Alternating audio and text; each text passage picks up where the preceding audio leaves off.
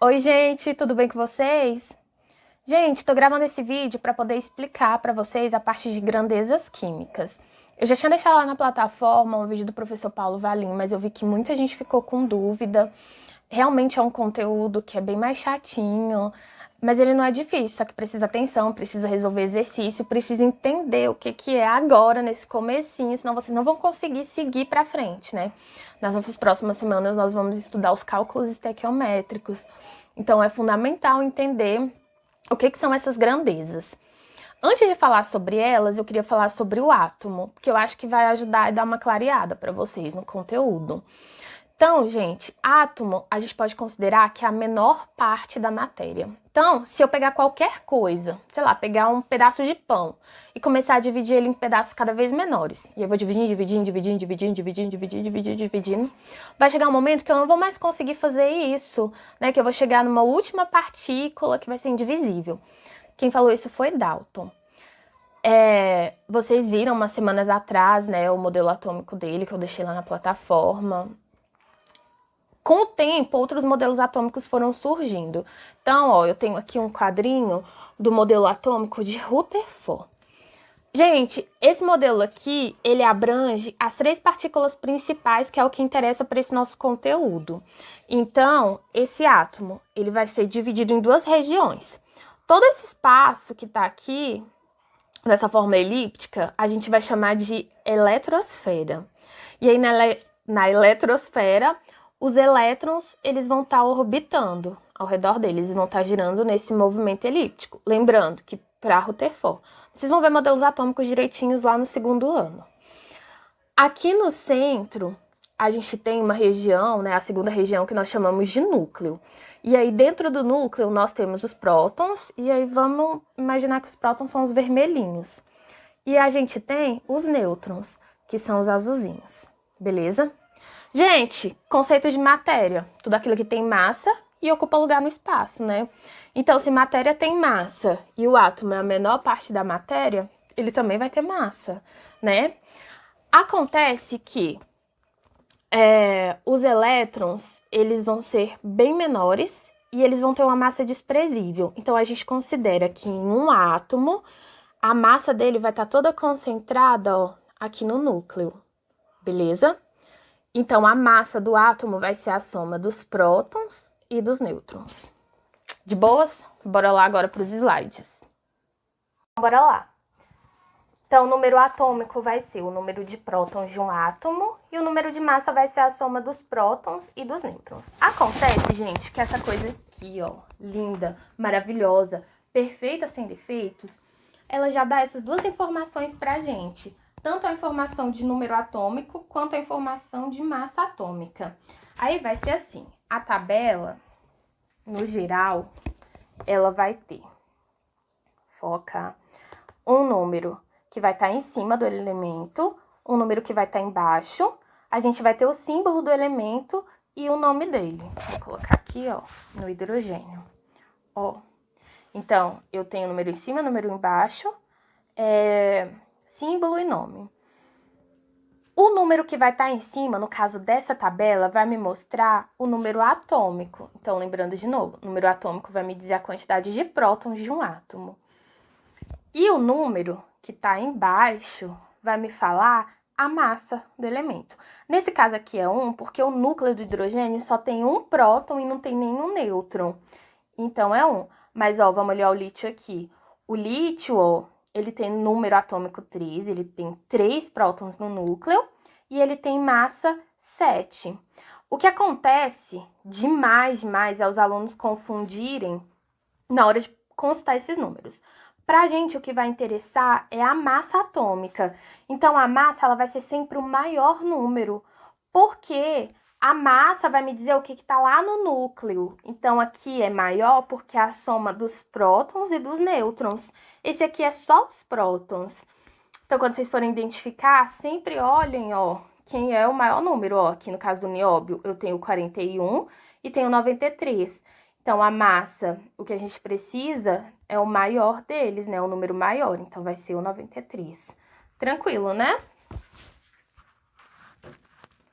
Gente, Quando a gente pega, acabei de falar pra vocês, um átomo, a gente sabe que ele tem uma massa. Então, vamos imaginar que aqui é um átomo de um elemento qualquer, aqui é outro átomo de elemento, aqui outro, aqui outro. Todos eles vão ter uma massa. Só que acontece que na natureza, esses átomos, eles não ficam sozinhos, eles se ligam. E aí, quando eles ligam, a gente tem as moléculas. Ó, tenho aqui uma molécula de água, H2O. No exercício que eu passei lá na plataforma, eu pedi para vocês calcularem a massa da molécula. Então, vamos imaginar, sei lá, que eu vou entrar dentro de um elevador e a capacidade do elevador é 200 quilos. E aí eu vou entrar nele com meu pai e com a minha mãe. Então, eu peso 100 quilos, minha mãe pesa 50, meu pai pesa 60. Vai dar a capacidade lá dentro? Não, né? Porque passa, quando a gente soma o peso de todo mundo, ultrapassa, dá 210 quilos.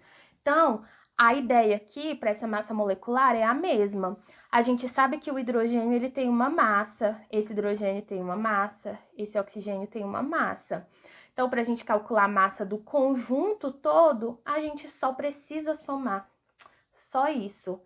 Aí, o que a gente faz? A gente vai lá na tabela periódica, eu fechei aqui, e a gente vai consultar os valores de massa.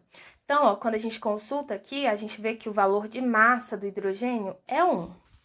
E o valor de massa do oxigênio, ó, é o maior número sempre, porque é uma soma, lembra? Então, é 16. Aí, a gente só soma. Ó, já até coloquei aqui.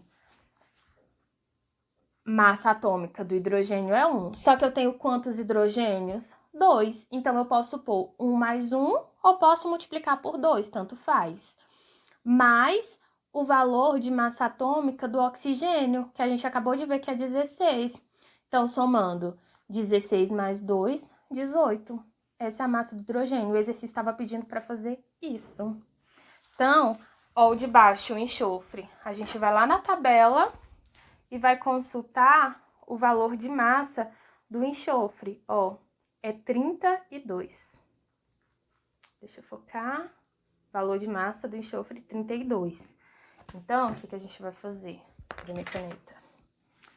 A gente vai pôr 32. Só que eu tenho quantos enxofres? 8. Então, vai ser 32 vezes 8, que vai dar 256.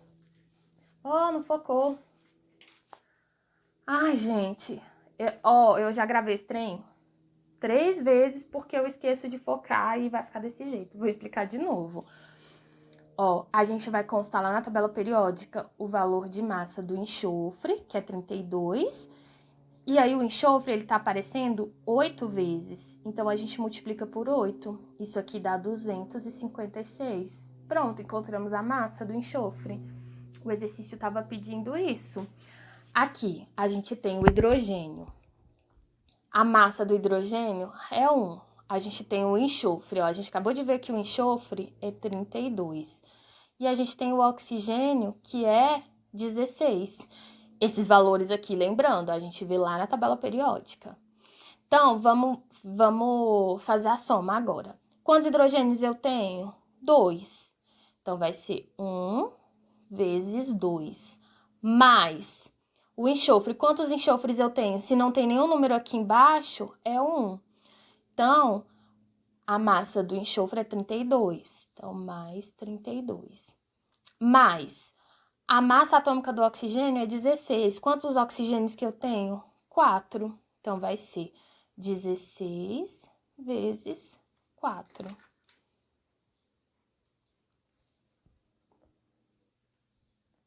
Então, isso aqui vai dar 98. Vou pular esse aqui, porque acho que já deu para entender a ideia, né? Vamos para esse aqui de baixo. Gente, quando tem parênteses, ai meu Deus, Gabriela, como é que eu vou fazer esse negócio? Gente, a ideia é muito próxima com a da matemática. Tá vendo esse número que a gente tem fora do parênteses? Ele vai multiplicar pelos números que a gente tem dentro. Então, esse 3 vai multiplicar pelo 4 e vai multiplicar pelo número que está acompanhando o enxofre. A gente sabe que quando o elemento está sozinho, é 1. Então, vamos só reescrever aqui embaixo para ficar mais fácil. Então, eu vou ter S, 1 vezes 3, 3. E o oxigênio, 4 vezes 3, 12.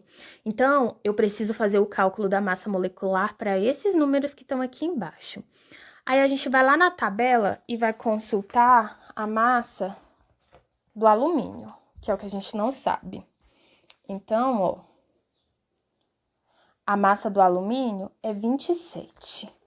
Aí, vamos colocar aqui, 27. Quantos alumínios eu tenho? 2. Então, vai ser 27 vezes 2. Mais, agora o enxofre. Quantos enxofres eu tenho? 3. Então, vai ser 3 vezes... Qual a massa atômica do enxofre? Ó, a gente já fez aqui em cima. É 32. Mais, quantos oxigênios que a gente tem? 12. Então, vai ser 12 vezes a massa atômica do oxigênio, que é 16. Quando a gente soma isso tudo aqui, dá 406.